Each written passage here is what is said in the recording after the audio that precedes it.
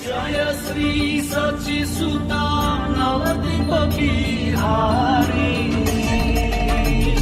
जय हरि श्री हरि जय जय गौर हरि। जय हरि श्री हरि जय जय गौर हरि। भट्टाचार्य ने उत्तर दिया, जिसे श्री चैतन्य महाप्रभु की रंज मात्र भी कृपा प्राप्त हुई है, वही व्यक्ति समझ पाता है कि वे कृष्ण हैं, अन्य कोई नहीं।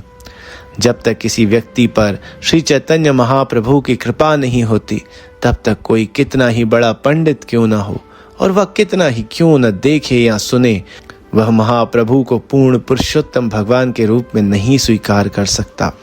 ब्रह्मा जी ने कहा है, हे प्रभु, यदि किसी को आपके चरण कमलों की रंच मात्र भी कृपा प्राप्त हो जाती है तो वह आपकी महानता को समझ सकता है, किंतु जो लोग पूर्ण पुरुषोत्तम भगवान को समझने के लिए तर्क वितर्क करते हैं, वे अनेक वर्षों तक वेदों का अध्ययन करते रहने पर भी आपको नहीं जान पाते। राजा ने कहा, सारे भक्त भगवान जगन्नाथ के मंदिर जाने के बदले श्री चैतन्य महाप्रभु के निवास स्थान की ओर दौड़े जा रहे हैं। सार्वभौम भट्टाचार्य ने कहा, यही रागानुग प्रेम है। सारे भक्त श्री चैतन्य महाप्रभु से मिलने के लिए अत्यंत उत्सुक हैं।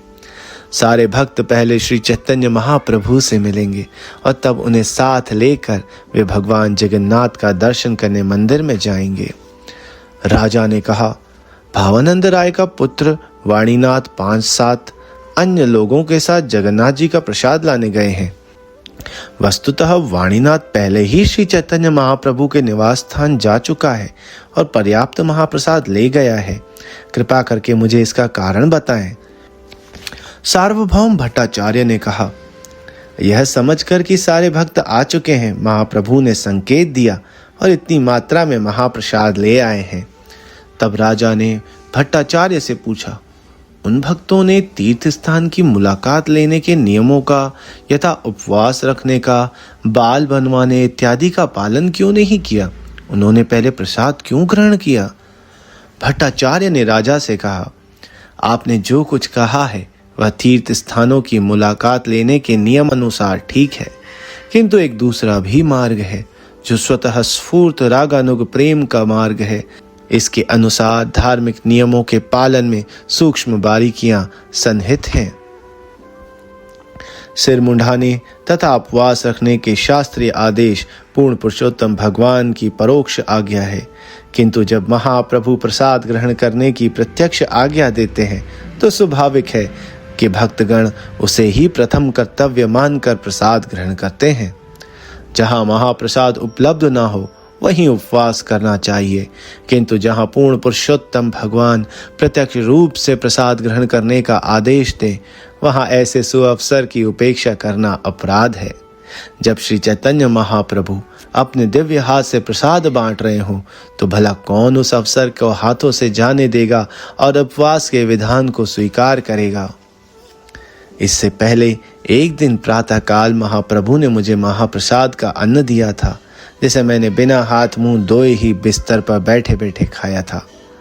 महाप्रभु जिस मनुष्य के भीतर से प्रेरित करके उस पर अपनी कृपा दर्शाते हैं, वह केवल भगवान कृष्ण की शरण ग्रहण करता है और समस्त वैदिक तथा सामाजिक प्रथाओं को त्याग देता है। जब कोई व्यक्ति अपने हृदय में आसीन भगवान के द्वारा प्रेरित होता है, तब वह ना तो सामाजिक रीतियों की ना ही वैदिक विधानों की परवाह करता है। इसके बाद राजा प्रताप रुद्र अपने महल की अटारी से नीचे चले आए और काशी मिश्र को तथा मंदिर की देखरेख करने वालों को बुला भेजा। फिर महाराज प्रताप रुद्र ने काशी मिश्र तथा मंदिर की देखरेख करने वाले से कहा, श्री चैतन्य महाप्रभु के सारे भक्तों तथा संगियों के लिए आवास, प्रसाद तथा मंदिर में दर्शन करने की सुविधा की समुचित व्यवस्था की जाए, जिससे उन्हें कोई कठिनाई ना हो। श्री चैतन्य महाप्रभु की आज्ञाओं का सावधानी से पालन होना चाहिए। यद्यपि महाप्रभु सीधे कोई आदेश नहीं देंगे, फिर भी उनके संकेतों को समझकर उनकी इच्छाओं का पालन किया जाए। यह कहकर राजा ने उन दोनों को जाने दिया। सार्वभौम भट्टाचार्य भी सारे वैष्णवों के समूह से मिलने गए। गोपीनाथ आचार्य तथा सार्वभौम भट्टाचार्य दूर से श्री चैतन्य महाप्रभु के साथ समस्त वैष्णवों का मिलन देखते रहे। मंदिर के मुख्य द्वार की दाईं ओर से सारे वैष्णव काशी मिश्र के घर की ओर जाने लगे। तभी मार्ग पर श्री चैतन्य महाप्रभु अपने निजी संगियों समेत सारे वैष्णवों से बड़ी ही प्रसन्नता पूर्वक मिले। सर्वप्रथम अद्वैत आचार्य ने महाप्रभु के चरण कमलों की वंदना की और महाप्रभु ने प्रेमवश तुरंत उनका आलिंगन कर लिया। प्रेमवश श्री चैतन्य महाप्रभु तथा अद्वैत आचार्य विचलित हो उठे, किंतु काल तथा परिस्थिति देखकर महाप्रभु ने धीरज धारण की।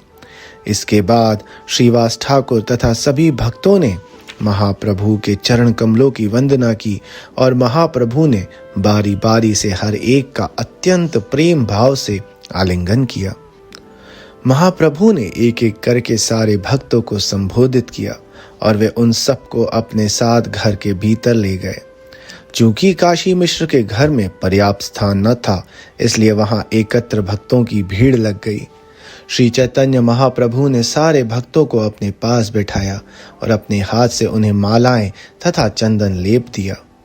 इसके बाद गोपीनाथ आचार्य तथा सार्वभौम भट्टाचार्य श्री चैतन्य महाप्रभु के निवास स्थान पर सभी वैष्णवों से समुचित ढंग से मिले। श्री चैतन्य महाप्रभु ने मीठे वचनों से अद्वैत आचार्य प्रभु को संबोधित किया। हे प्रिय महाशय, आपके आने से आज मैं पूर्ण हो गया हूँ। अद्वैत आचार्य प्रभु ने उत्तर दिया, यह पूर्ण पुरुषोत्तम भगवान का स्वाभाविक गुण है। यद्यपि वे स्वयं संपूर्ण हैं और समस्त ऐश्वर्यों से युक्त हैं, किंतु वे अपने भक्तों के संग में अनेक प्रकार की नित्य लीलाएं करके दिव्य आनंद का आस्वादन करते हैं।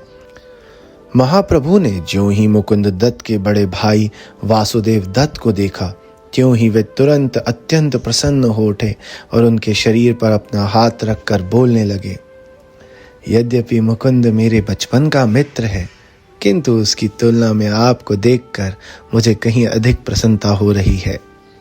वासुदेव ने उत्तर दिया, मुकुंद को प्रारंभ में आपका साथ मिला, अतएव उसने आपके चरण कमलों की शरण ग्रहण कर लिए है। यही उसका दिव्य पुनर्जन्म है। इस तरह वासुदेव दत्त ने अपने छोटे भाई मुकुंद से अपनी कनिष्ठता स्वीकार कर ली।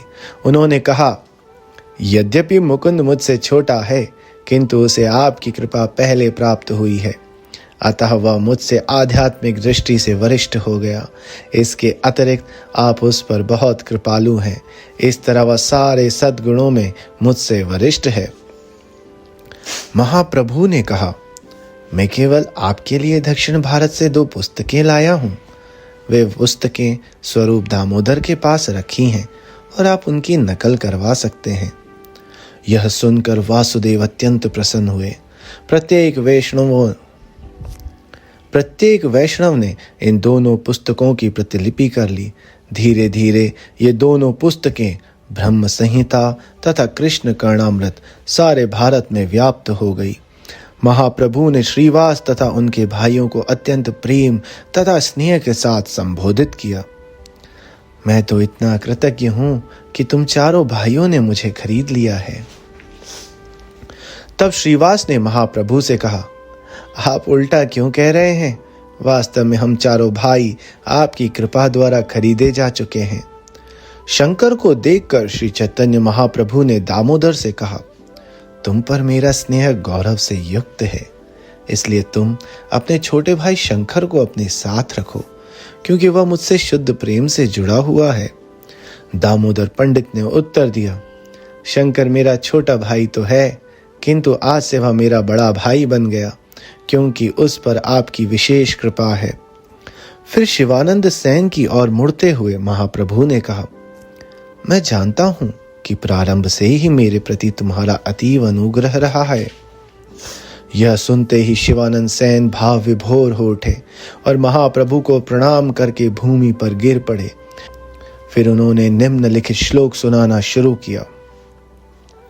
हे प्रभु, हे असीम, यद्यपि मैं अज्ञान के सागर में डूबा हुआ था, किंतु अब दीर्घ काल के बाद मैंने आपको उसी प्रकार प्राप्त किया है जिस प्रकार किसी को समुद्र का किनारा मिल जाए। हे प्रभु, मुझे प्राप्त करके आपने ऐसा उपयुक्त व्यक्ति प्राप्त किया है जिस पर आप अपनी अहेतु की कृपा प्रदान कर सकते हैं।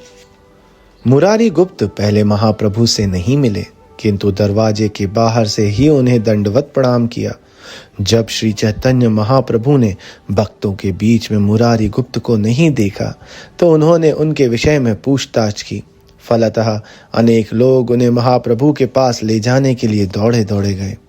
इस तरह मुरारी गुप्त अपने दांतों में तिनके के 2 गुच्छे दबाकर अत्यंत दीनहीन भाव से महाप्रभु के समक्ष गए। यह देखकर कि मुरारी उनसे मिलने आ रहे हैं, श्री चैतन्य महाप्रभु उनके पास गए, किंतु मुरारी दूर भागने लगे और इस प्रकार कहने लगे, हे प्रभु, कृपया आप मुझे ना छुए।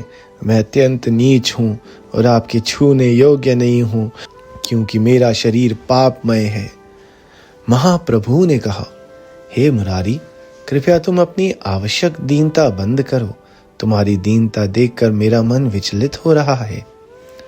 यह कहकर महाप्रभु ने मुरारी का आलिंगन किया और उन्हें अपने पास में बैठाया। फिर महाप्रभु अपने हाथों से उनका शरीर साफ करने लगे।